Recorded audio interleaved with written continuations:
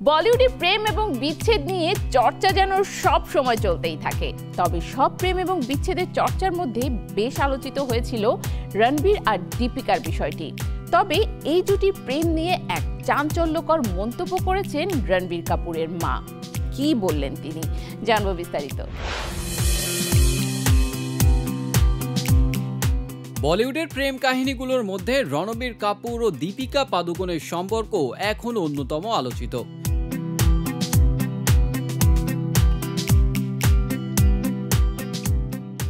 সালে বচনা এ হাসিনো ছবির সেটে প্রেমের সূত্রপাত।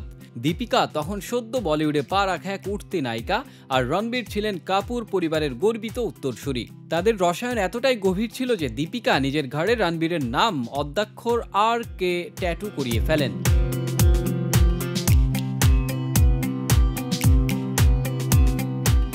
কিন্তু সম্পর্কটা বেশি দিন টেকেনি। দীপিকার অভিযোগ ছিল রণবীর তাকে ঠকিয়েছেন। এমনকি কফি উইথ কারানের এক পর্বে দীপিকা ও সোনাম কাপুর প্রকাশ্যে রণবীরকে নিয়ে কটাক্ষও করেন।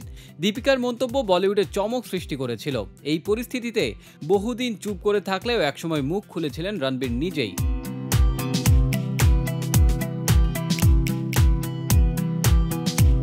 এক সাক্ষাৎকারে রণবীর বলেন, আমি সম্পর্কের সময় ইম্যাচিউর ছিলাম, ভুল করেছি, কিন্তু আমি সত্যিই দীপিকাকে ভালোবাসতাম। সম্পর্কের প্রতি আমার শ্রদ্ধা ছিল। আমাদের বয়স কম ছিল, অভিজ্ঞতাও কম। আমরা দুজনেই পরিণত হইনি তখন, তাই হয়তো সম্পর্কটা ভেঙে যায়।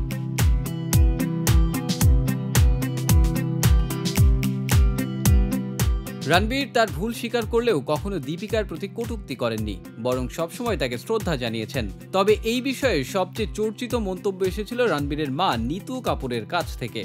দীপিকার অভিযোগ রণবীর তাকে ঠকিয়েছেন। এই বিষয়ে প্রশ্ন করা হলে নিতু বলেন, আমি মনে করি না। রণবীরের অনেক বান্ধবী ছিল।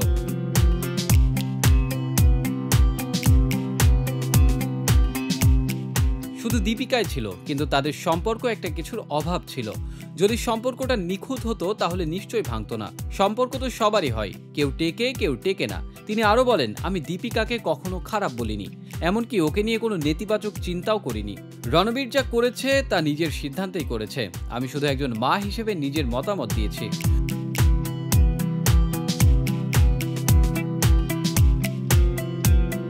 সম্পর্ক ভেঙে গেলেও রণবীর ও দীপিকা আজও তাদের নিজ নিজ জীবনে সুখী। দীপিকা এখন রণবীর সিং এর স্ত্রী, আর রণবীর কাপুর বিবাহিত আলিয়া ভাটের সঙ্গে। দুজনেরই রয়েছে কন্যা সন্তান।